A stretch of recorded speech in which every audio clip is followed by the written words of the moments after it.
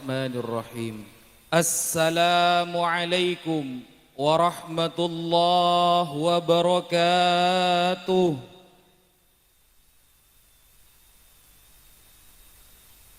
Alhamdulillah. Wassalatu wassalamu ala rasulillah Sayyidina Muhammad ibn Abdillah wa ala alihi wa sahbihi wa man walah, amma ba'd.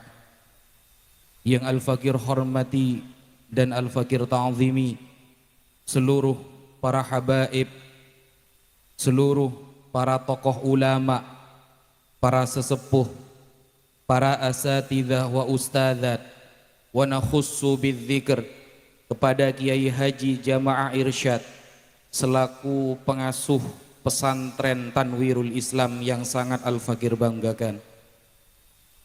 Dan tak lupa pula kepada seluruh jami'il muslimin wal muslimat yang hadir pada acara malam hari ini. Semoga kita tidak hanya berkumpul di malam hari ini, tapi nanti di akhirat kita berkumpul diakui sebagai umat Nabi Muhammad sallallahu alaihi wasallam.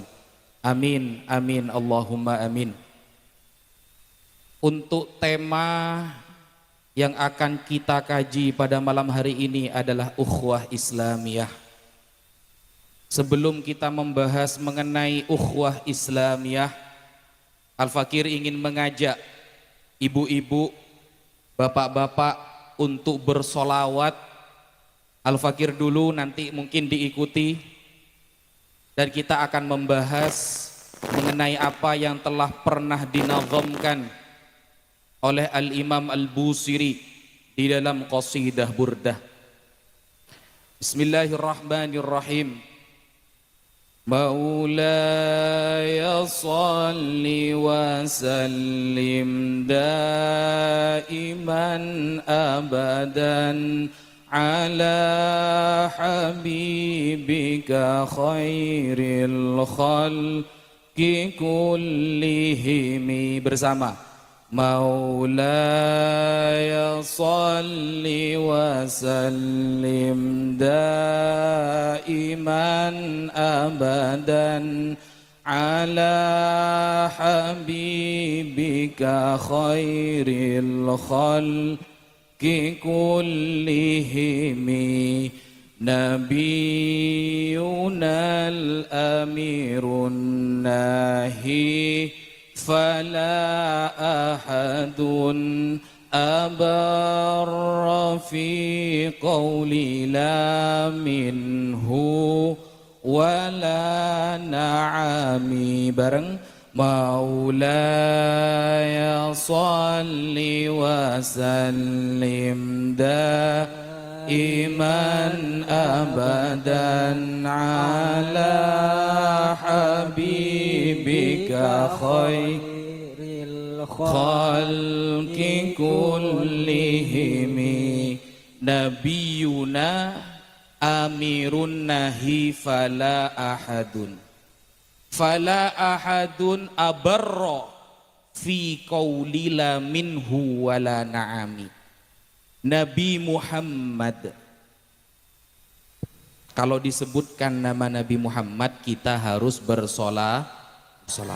Dijawab, Bu. Kalau saya menyebutkan Muhammad, Allahumma sholli wa sallim wa barik. Nabiyuna Muhammad al-amirun nahi fala ahadun abarra fi qawli la minhu wala na'ami. Yang pertama, sifat Nabi Muhammad adalah amar ma'ruf nahi mungkar. Amar ma'ruf nahi mungkar itu ketika kita kemudian melihat kemungkaran, maka Allah akan hadirkan orang-orang yang menjawab dan memberantas kemungkaran tersebut. Kita mengaku menjadi umat Rasulullah, kita bangga menjadi umat Nabi Muhammad, kita dikabarkan di dalam semua kitab suci bahwa akan datang sesosok nabi dari Arab dan umatnya menjadi khairul ummah, yaitu umat Nabi Muhammad sallallahu alaihi wasallam.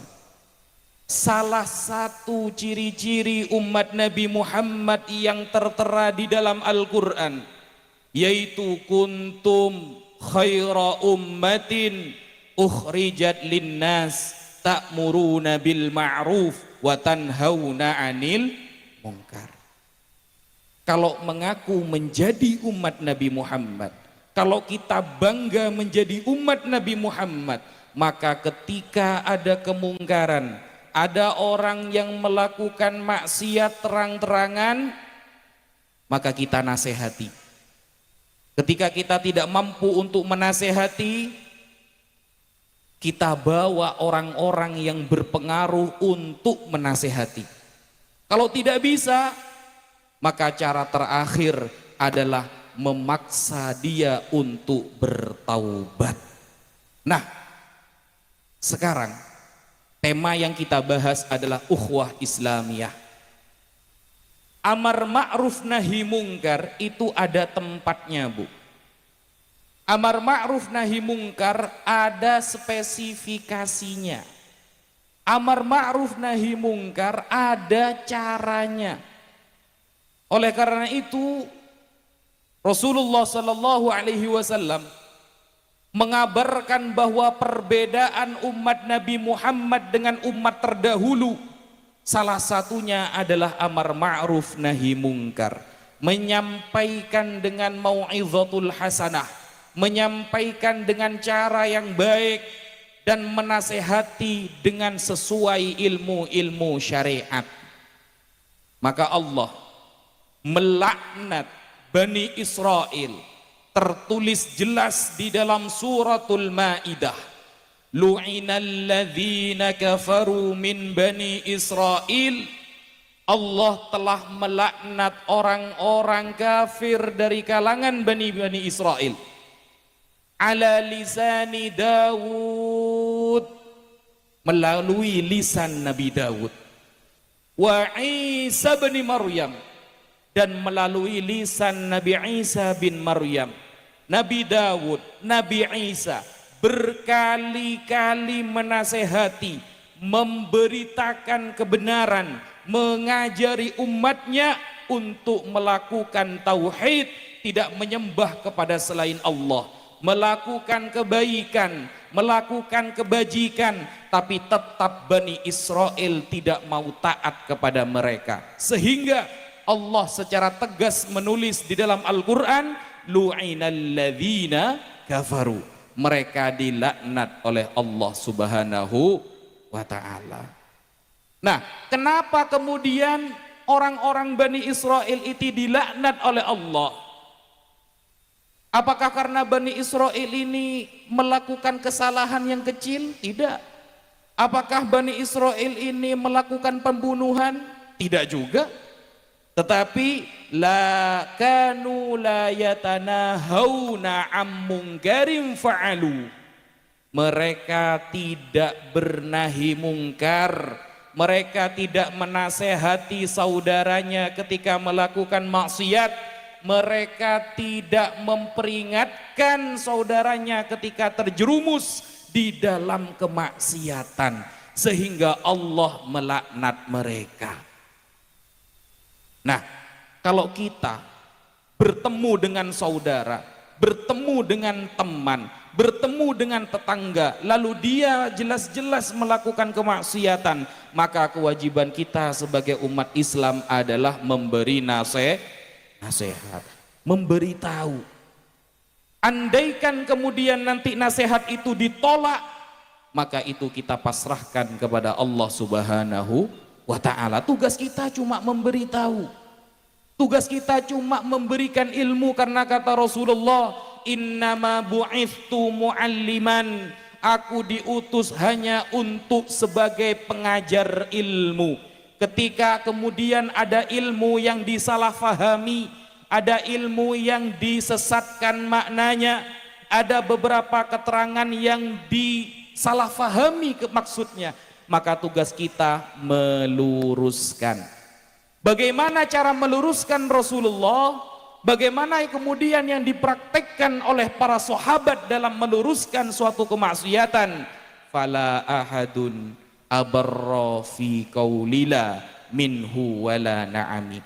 Tidak ada orang yang lebih lembut kalimatnya, tidak ada orang yang lebih baik kalamnya, tidak ada orang yang lebih bagus kata-katanya kecuali hanya dari lisan Rasulullah sallallahu alaihi wasallam. Ketika Rasulullah mengatakan jangan, ketika Rasulullah mengatakan tidak, ketika Rasulullah mengatakan iya, tidak ada yang lebih baik kecuali lisan yang keluar dari Rasulullah sallallahu alaihi wasallam. Nah, maka dari itu cara dalam berdakwah yang disampaikan oleh Al-Qur'an adalah wajadilhum billati hiya ahsan. Berdebatlah, berdiskusilah dengan cara yang baik, maksudnya dengan ilmu. Kita sekarang hidup di akhir zaman, Bu. Kita hidup di detik-detik Dajjal akan keluar. Kita hidup di detik-detik Nabi Isa akan Allah turunkan. Dan ingat, orang yang akan melawan Dajjal, orang yang akan berperang dengan Dajjal, orang yang akan menghancurkan semua kesesatan-kesesatan Dajjal adalah Imam Mahdi. Imam Mahdi ini adalah Ahlul Bait.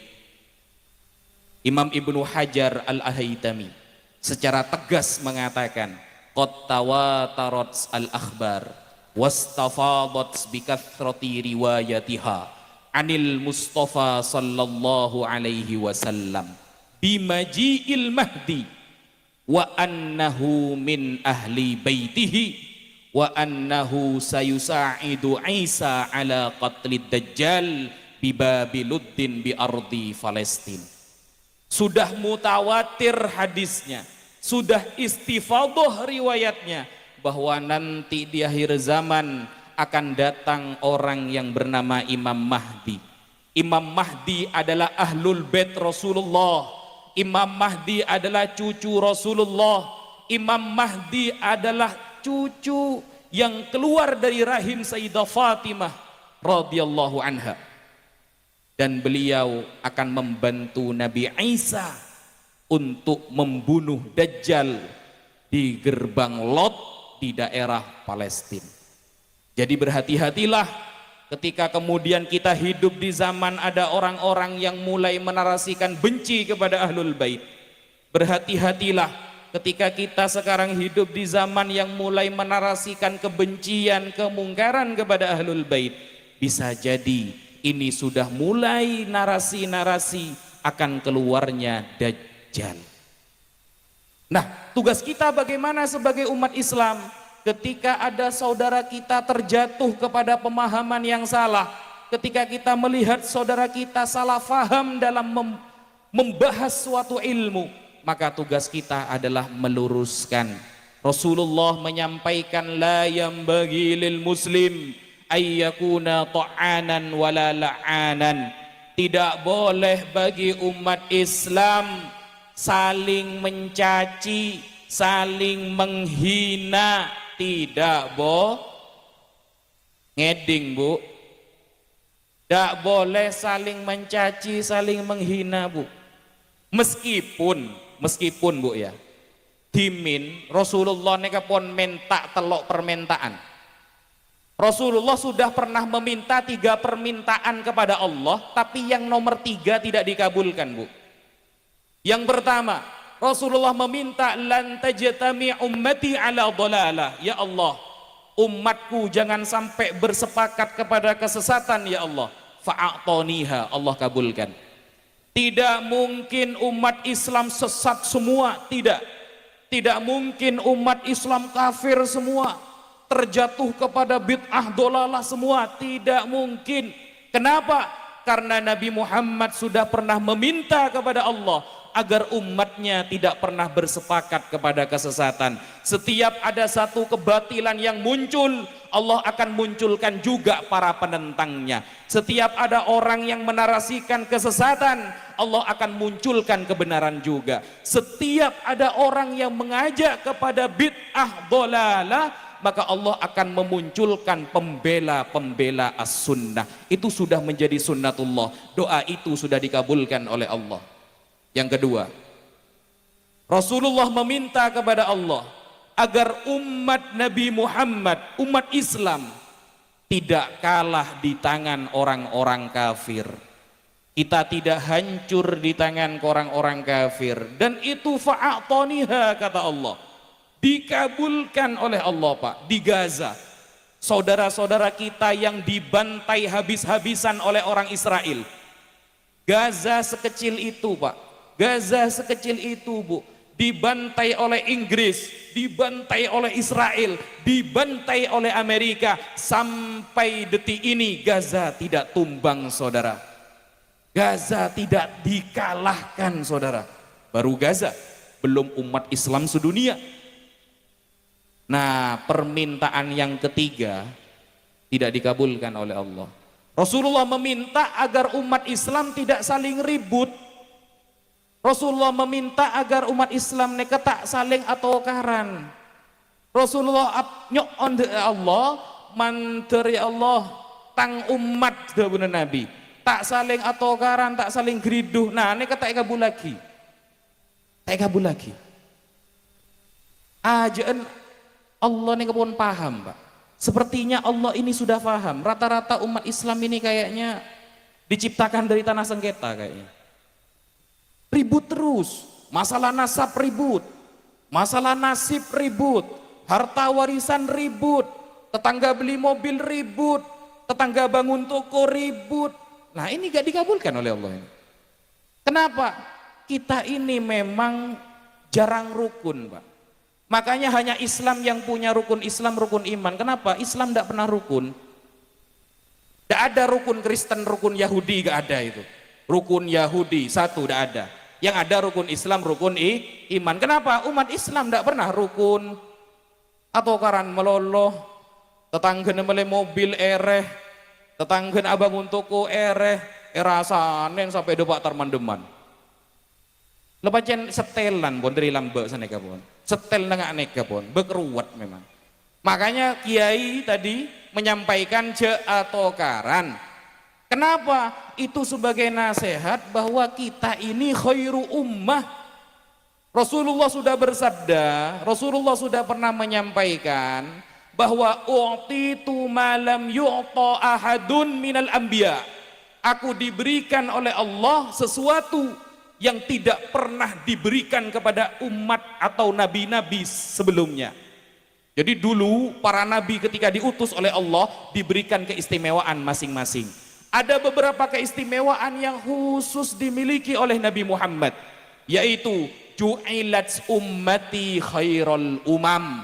Umatku, kata Nabi Muhammad, dijadikan sebagai umat terbaik, umat sepaling bagus, umat sepaling mapan, keng esenah atau karmeloloh. Nganeka pun. Jadi kulo sarang panjenengan mau lakadung apolong, Pak. Nah, boleh ibu-ibu mula padung apolong, aresan, sekali tarik nafas, 2 desa kan yang gibah kapi. Nah, ini kan ruwet memang kan. Ruwet. Kita mau rukun semua itu ruwet. Karena kita sudah didoktrin dari dulu itu punya rukun Islam, rukun iman. Tujuannya biar kita itu salah satunya biar rukun gitu loh. Nah, kalau kita atokar meloloh, masalah kene atokar. Kemudian ada seumpama di sebuah desa, ada orang yang paling pemberani. Saya sampai detik ini, Bu, Al-Fakir, sampai detik ini tidak percaya kalau ada orang itu pemberani. Saya tidak percaya. Kalau ada seumpama orang Sampang, terkenal keren, pemberani, pernah membunuh orang, saya tidak percaya. Kalau memang pemberani datang ke Israel, Pak. Kenapa? Kalau kita datang ke Israel mati pun kita mati syahid. Mati pun kita akan diangkat derajatnya oleh Rasulullah. Jangan kemudian keberanian kita hanya untuk keluarga kita. Salah. Jangan kemudian keberanian kita arahkan kepada sesama umat Islam. Salah. Waalaikumsalam warahmatullahi taala wabarakatuh.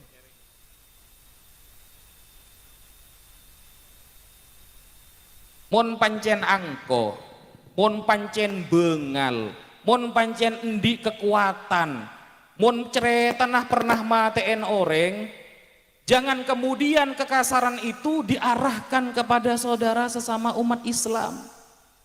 Rasulullah tidak pernah meridhoi ada sesama umat Islam itu saling bertengkar. Kalau memang punya keberanian, datanglah Anda ke Israel. Saya ingin tahu. Mun pancen bengal datang ke Palestina, Pak. Mun pancen bengal datang ke Palestina, Bu. Ngeding, Bu. Kebele ke orang-orang sekoma angko biasan etisah, sebiasan kebi tantang carok, datang ke Palestina. Buktikan umat Nabi Muhammad bukan hanya angkuh di desa, tapi juga angkuh di depan orang-orang kafir. Kenapa? Karena kata Rasulullah, Muhammadur Rasulullah walladzina ma'ahu asyidda'u 'alal kuffar. Mun pancen orang Islam itu merasa angko, maka angko ke orang kafir nih ke angko si bener. Dijamin panjenengan mun datang ke Palestina tak sampai seminggu langsung tahlilan, Bu. Jaga mangko mun kasak, Bu. Potran nasera bayin mulai depak ke Islam, mulai depak ke Israel, atah lil mbian, Bu. Apa boleh datang ke Israel kun nyambi rokok surya 16 tewas, Bu. Tak bisa. Kenapa? Karena umat Islam dari dulu diajarkan oleh Allah berperang membela agama dengan orang-orang kafir, bukan dengan sesama umat Islam. Makanya ketika rame-rame kemudian nasab, masalah nasab habaib diragukan, boleh, terserah. Anda mau percaya habaib itu keturunan Rasulullah, monggo. Anda mau percaya habaib bukan keturunan Rasulullah, monggo. Terserah. Yang penting jangan saling menghina, jangan saling mencaci maki. Dan yang paling utama kalau diajak diskusi, hadir. Itu yang paling utama. Jadi terserah jenengan percaya iya, tidak percaya iya, kita sama-sama umat Nabi Muhammad. Kita sama-sama Allah takdirkan menjadi khairul ummah, sebagai umat terbaik. Antum tutimuna sab'ina ummah antum khairuha. Kamu, kalian, kita ini adalah penyempurna dari 70 umat, kita yang terbaik, kata Rasulullah. Kita yang paling dimuliakan, kata Rasulullah. Maka arahkan keberanian kita, arahkan keangkuhan kita, arahkan semua kekuatan kita untuk jalan menuju ridha Allah, yaitu berhadapan dengan orang-orang kafir. Musuh kita itu orang kafir. Kalau kita hanya masalah nasab saja kita sudah saling mencaci maki, hanya masalah nasab kita sudah saling menghina, bahkan mengatakan haram mencium tangan habaib, haram menikahkan anak kita dengan habaib, hanya gara-gara permasalahan ilmu, kemudian caci maki dilontarkan kemana-mana. Maka yang bertepuk tangan adalah orang-orang kafir, Pak. Yang senang adalah orang-orang Yahudi, yang semangat adalah orang-orang Nasrani. Mereka bertepuk tangan melihat kita hanya masalah kecil, kita sudah saling mencaci maki. Hanya masalah politik, yang satu bela Pak Anies, yang satu bela Pak Prabowo, padahal tak toman nyombong Pak apa, atau kar dedi, Pak. Dedi atau kar. Engkau milih Pak Anies ini kesemak bi ulama, makanya Prabowo. Beda Habib Lutfi disa. Beda ulama juga. Bonja benyaan si Pak Anies gitu. Atau kar dedi debat, Pak. Atau kar gitu loh. Hanya masalah politik. Kecuali saya jadi presiden bapaan kula sarang panjenengan. Mun abada tibi terserah ben ngocak apa kita taruh noro kula. Tang bapak nyalon presiden, empian ada debat man kaman tak napa po. Tang bapak nih ke waliullah nyalon presiden terserah. Mun beni bapan tibi, saya rabai sedeti presiden, mun tak lako tangakan saudara. Bener gi? Tahun 2024 akan ada makan gratis umpama, tak percajeng kok. Mun tak laku tangakan saudara, mun tak majer listrik padam. Percaja pun ke gula. Coba ambian mele serbai pun, mun perlu telokan pele kebi, mun tak majer listrik ku tak padam. Pas langsung transfer mbian bi Pak Prabowo, langsung transfer bi Pak Anies mbian, neka ke majelis listrik sebulan, tak kira. Hanya masalah politik gitu loh. Yang mencalonkan diri sama-sama umat Islam, sama-sama ada dukungan dari ulama, sama-sama mereka sholat, sama-sama umat Nabi Muhammad, mencaci maki lagi. Kalian tidak tahu bahwa di belakang itu ada orang-orang kafir yang senang melihat umat Islam bertengkar. Kalian tidak tahu bahwa di belakang mereka ada orang-orang kafir yang bertepuk tangan melihat umat Islam pecah belah. Kalian tidak tahu bahwa di belakang isu nasab ini banyak pendeta-pendeta kurang ajar yang mereka mengadu domba umat Islam. Apakah saya tahu? Tahu. Jauh sebelum isu nasab, Al-Fakir sudah sering berdiskusi dengan pendeta, dengan Rabi Yahudi. Bahkan Alhamdulillah sampai detik ini, bahkan di bulan ini masih ada orang yang kita syahadatkan kemarin sebelum saya berangkat ke Sampang. Alhamdulillah. Mereka yang tertawa kalau kita saling mencaci. Bulan ini sudah lebih dari 2 orang yang mu'allaf. Insya Allah Februari atau Maret Al-Fakir datang ke Vietnam, di sana ada 1 keluarga mu'allaf, Pak. Kenapa mereka mu'allaf? Mereka tahu akhlak Rasulullah. Mereka kemudian tahu bagaimana cara Rasulullah bermuasyarah. Mereka tahu bagaimana Islam diajarkan oleh Allah. Pertama kali ayat yang pertama di dalam Al-Quran, Allah kenalkan sifatnya Ar-Rahman, yang maha belas kasih. Coba sampean buka pertama kali apa yang dibaca di dalam Al-Quran. Bismillahirrahmanirrahim. Dengan menyebut nama Allah yang maha pengasih.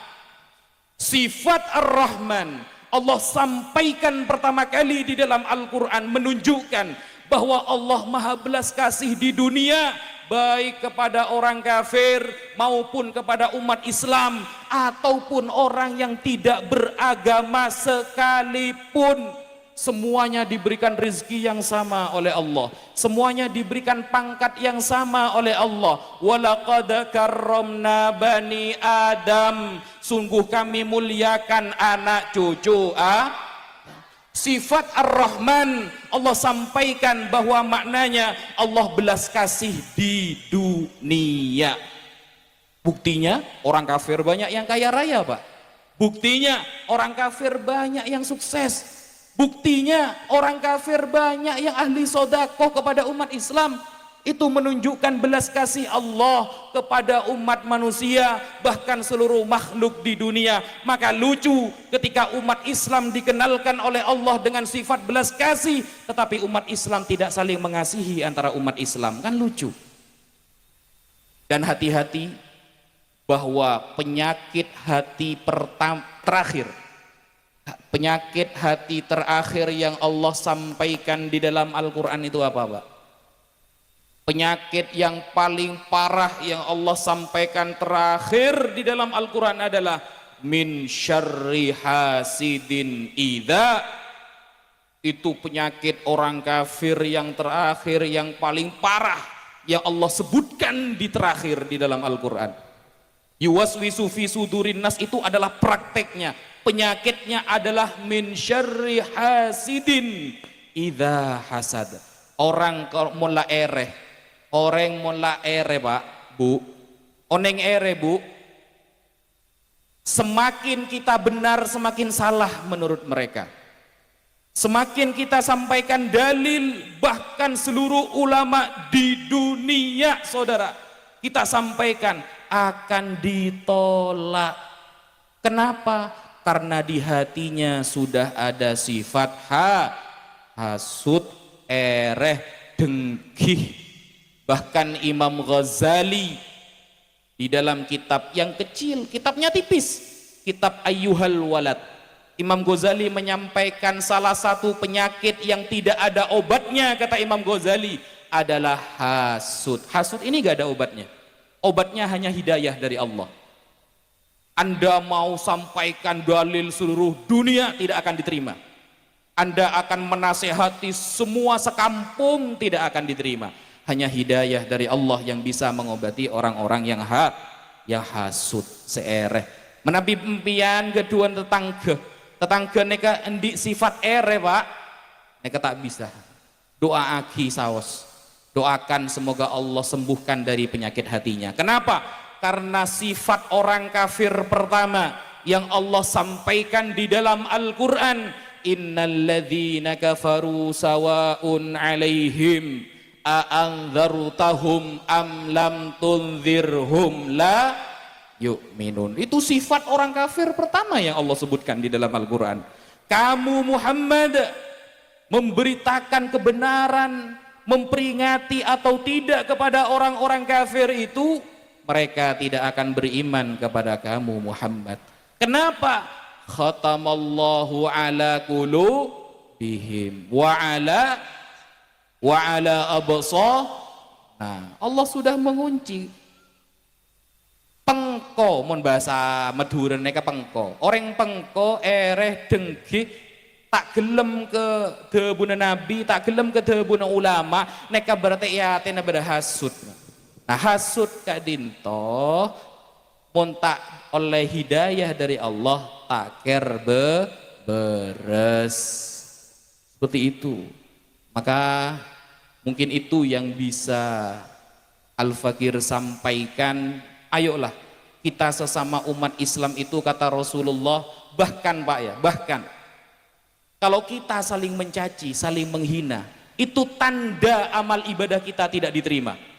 Tanda ciri-ciri orang yang tidak diterima sholatnya, tidak diterima amal ibadahnya, orang itu suka menghina dan mencaci maki, terutama sesama umat Islam.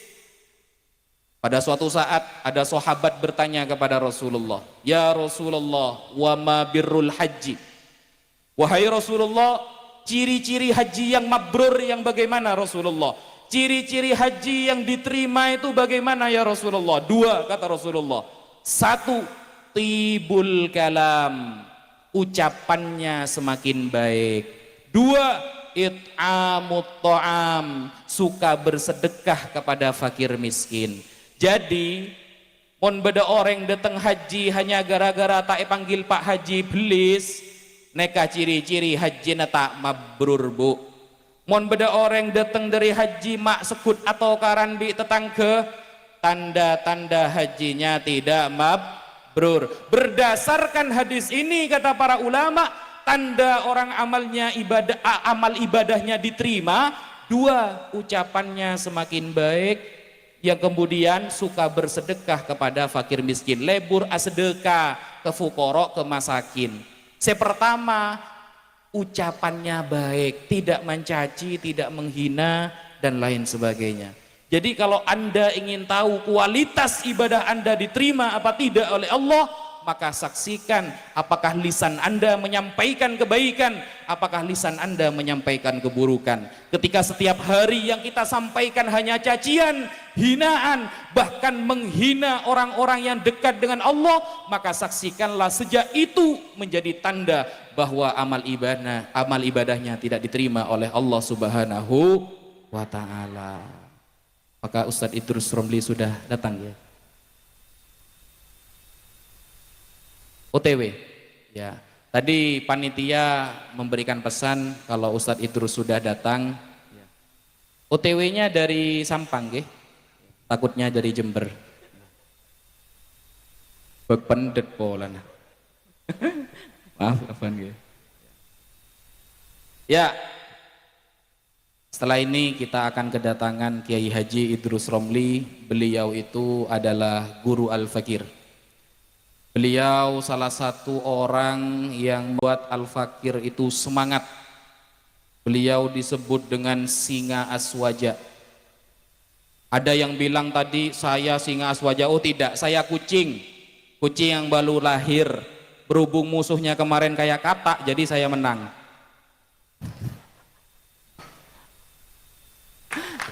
Pakai kocek pun namu sobi katak, ya menang ki koceng pakai keli kan.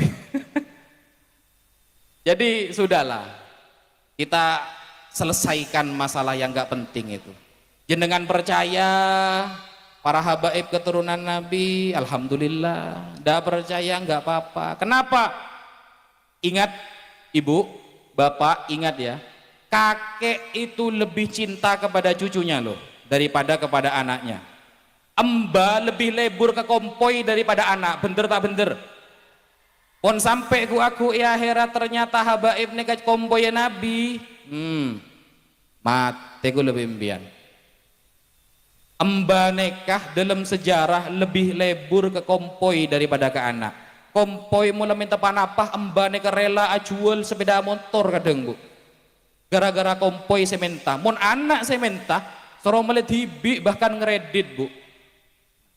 Tapi mon kompoi sementa, emba nekah biasa nah. Semuanya akan dipasrahkan, semuanya akan diberikan. Mon aku akhirat ternyata habaib kompoya Nabi perean dikit. Makanya dawuhnya Kiai Ahmad Nawawi bin Abdul Jalil, pengasuh pondok pesantren Sidogiri. Beliau mengatakan husnudzon tapi salah itu lebih baik daripada suudzon meskipun benar. Itu dawuhnya beliau. Kula lebur menghormat ternyata salah itu lebih baik daripada kula beci meskipun benar. Karena di dalam Al-Quran tertulis dengan jelas, tertulis dengan tegas, jauhilah suudzon. Suudzon itu jauhi bu. Suudzon itu adalah keyakinan yang masih mereka-reka, keyakinan yang tidak bisa dibuktikan dengan dalil, keyakinan yang masih meraba-raba, padahal tidak ada perkara yang nyata yang datang kepada dia. Itu namanya suudzon. Nah kenapa? Karena suudzon itu, sebagian dari suudzon itu berdosa. Apalagi kalau suudzonnya kepada orang-orang yang dekat kepada Allah, apalagi suudzonnya kepada orang-orang yang menjadi kekasih Allah, apalagi suudzonnya kepada orang-orang yang saleh. Maka kata Allah, man kadali waliyan faqad adzantuhu bil harbi. Muntak lebur ketang kekasih, kata Allah, kalau tidak suka dengan kekasihku, kalau mengganggu kekasihku, kalau menghina kekasihku, maka sama dengan mengajak aku berperang, kata Allah. Pasti akan Allah turunkan azab, pasti akan Allah hina nanti orang itu, pasti di akhirat akan Allah balas. Bahkan kalau sampai bu, pak ki, kalau sampai kula sarang panjenengan sedaja korang ajar dek ke para ulama, dan ternyata para ulama itu adalah waliun min auliyaillah, kekasih Allah, jangan harap kita ditolong oleh Allah nanti di akhirat. Ingat, Rasulullah sudah pernah bersabda, ana awwalu syafi' yaumal qiyamah. Aku, kata Rasulullah, adalah orang yang diberikan izin untuk mensyafaati nanti di hari kiamat. Ana, kata Rasulullah, awwalu man tanshaqqu anhul ardu. Aku yang pertama kali oleh Allah dibuka kuburannya nanti di hari kiamat. Dan analaha, akulah sang pemilik syafaat itu, kata Rasulullah. Kullu bani Adam tahta liwa'i yaumal qiyamah. Seluruh manusia nanti di hari kiamat ada di bawah benderaku. Jadi kalau sampai kita mengganggu orang-orang yang dikasihani oleh Rasulullah, kalau sampai kita menghina orang-orang yang diridhoi oleh Rasulullah, jangan pernah berharap memberikan syafaat, jangan pernah berharap dapat pertolongan nanti di hari kiamat langsung dari Rasulullah sallallahu alaihi wasallam. Ingat bu ya, hanya Rasulullah. Dan kata Rasulullah, al ulama warathatul anbiya. ulama itu pewaris Nabi. Kalau kita tidak menghargai, menghormati para ulama, maka jangan pernah berharap kita akan mendapatkan syafaat dari Rasulullah. Kalau di dunia kita tidak pernah dekat dengan orang-orang yang spesial menurut Rasulullah, jangan pernah di akhirat kita akan dikumpulkan dengan orang-orang yang spesial menurut Allah. Karena kata Rasulullah, in kuntum tuhibbunallah fattabi'uni. Kalau kalian cinta kepada Allah, ikuti aku. Sedangkan kata Rasulullah, khairukum li ahli min ba'di, hadis sahih. Paling baiknya kalian yang paling baik kepada keluargaku setelah aku mati. Kalau sampai ternyata nanti di akhirat apa yang disampaikan oleh orang-orang yang membatalkan nasab itu salah, maka Rasulullah, saya tidak tahu ya, wallahu alam, jangan pernah berharap belas kasih dari Rasulullah sallallahu alaihi wasallam. Kenapa? Karena khairukum li ahli min ba'di. Paling baiknya kalian yang paling baik kepada keluargaku setelah aku mati. Bahkan Imam Malik, tahu Imam Malik, Bu? Bu? Tahu Imam Malik, Bu? Gak tahu ya?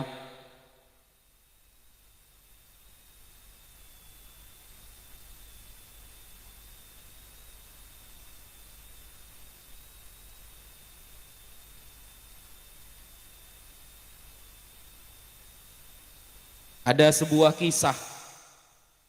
Dulu Imam Malik itu pernah ya, mereka ceritanya ambil gula kebebasan matur saos, malah mudah difahami.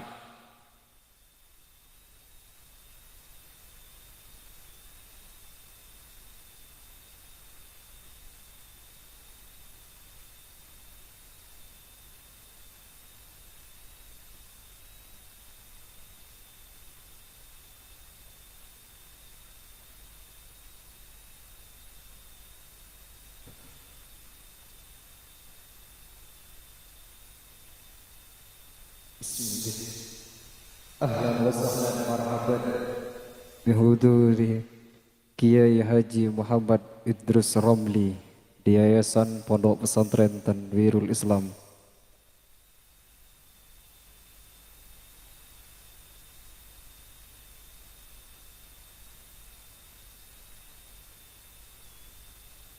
Kita lanjutkan sebelum kita tutup pembahasan pada malam hari ini.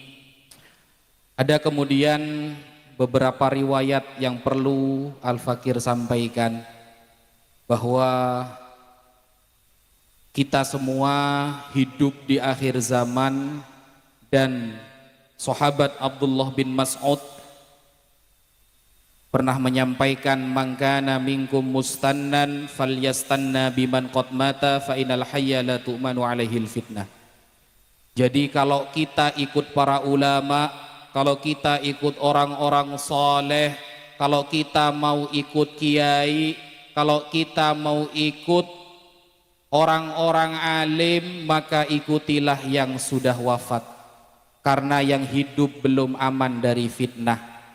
Kalau kita mendapatkan perpecahan pendapat di akhir zaman, kita mendapati kemudian kesesatan di akhir zaman, kita mendapati banyak cobaan di akhir zaman, dan kita bingung akan memilih siapa yang benar dan siapa yang salah, maka fa'alaikum bisawadil a'zam, pilihlah mayoritas para ulama. Pele mayoritas ulama, Bu, ngeding, Bu. Mayoritas neka berarti paling banyak. Mun paling banyak pendapat ulama se A, maka pilih A. Menabi kula sarang panjenengan bingung. Kiai neka ada Bu A, kiai kadinto ada Bu B. Dimana bener neka Ustaz? Bener adalah fa'alaikum bisawadil a'zam. Pele mayoritas. Dek kamah pendapat para ulama, sebagaimana apa yang tercatat di dalam kitab-kitab para ulama, pilihlah itu. Kalau kita mengikuti mayoritas para ulama, insya Allah kita akan selalu dalam kebenaran. sebagaimana yang disampaikan oleh Imam Syafi'i. Imam Syafi'i sangat menghormati ahlul bait. Bahkan kata Imam Syafi'i, ya ahlal baiti hubbukum fardun minallahi fil qur'ani anzalahu. Mencintai ahlul bait, kata Imam Syafi'i, adalah kewajiban yang telah Allah tulis di dalam Al-Quran. Ini Imam Syafi'i. Kemudian Imam Ahmad di dalam kitab Al-Adabus Syar'iyyah menyampaikan bahwa beliau ta'zimnya Masya Allah kepada para ahlul bait, kepada keluarga Rasulullah, kepada cucu-cucu Rasulullah. Bahkan Imam Malik pernah dipukul sampai pingsan oleh orang yang bernama Ja'far bin Sulaiman karena beliau adalah keturunan Rasulullah. Maka Imam Malik menghalalkan pukulan itu. Imam Malik mengikhlaskan karena Imam Malik tidak mau ada cucu Nabi masuk neraka hanya gara-gara beliau. Tetapi ketika kemudian kita menemukan seorang dzurriyyah Rasulullah yang melakukan kesalahan, melakukan kesesatan, kita tidak boleh mengikuti. Karena kata Rasulullah, yang harus kita ikuti dalam hal ilmu adalah para ulama, tetapi kehormatan kita, penghormatan kita, kecintaan kita wajib kepada seluruh keluarga Rasulullah sallallahu alaihi wasallam. Terakhir sebelum saya tutup, sebagai umat Islam, ingat Bu, jangan saling mencaci yang tertawa adalah orang-orang ya, jangan dikira kita hidup di Indonesia, orang kafirnya itu toleransi kepada kita. Jangan dikira Bu. Jangan dikira kita hidup di Indonesia, orang-orang yang Yahudi, orang-orang ateis, orang-orang agnostik semuanya tidak benci kepada umat Islam. Mereka semuanya benci kepada umat Islam. Mereka orang-orang kafir itu menarasikan Nabi Muhammad dengan serendah-rendahnya di YouTube mereka. Mereka menghina Allah dan diupload di YouTube mereka. Jadi kalau kita menampakkan tidak ilmiah, bertengkar, mencaci, memaki dan tidak saling menghormati antar pendapat, maka umat Kristen, umat Yahudi, umat Nasrani atau umat-umat yang lain, merekalah yang akan gembira dengan pertengkaran umat Islam. Kalau umat Islam bersatu, umat Islam saling merangkul bukan saling memukul, satu mimpi, satu barisan, maka jangan pernah berharap mereka akan muncul di tengah-tengah kita. Sekarang kita bisa melihat YouTube, bisa melihat Facebook, betapa banyak orang Kristen menghina Islam dan mereka semuanya membahas nasab. Kenapa membahas nasab? Karena mereka benci kepada para habaib. Itu adalah pesan terakhir, dan bahwa kita sebagai umat Rasulullah, semoga kita semua husnul khotimah. Kita semua di akhirat dikumpulkan oleh Rasulullah dan diakui sebagai umatnya. Dan semua amal ibadah kita Allah ridhoi, sholawat kita diterima oleh Rasulullah, dosa-dosa kita diampuni oleh Allah. Kalau punya hutang semoga Allah lunasi, kalau punya kesusahan dunia dibantu oleh Allah. Dan Rasulullah nanti di akhirat bukan hanya mengakui tapi juga menolong, memberikan syafaat kita nanti fi yaumil qiyamah. Hakadza minna. Kalau ada kebenaran itu datang dari Allah, kalau ada kesalahan itu datang dari Al-Fakir sendiri. Afwan katsira law sami'tum min kalami al-khata' wan nisyan wa ma ashbaha dzalika. Wassalamu alaikum warahmatullahi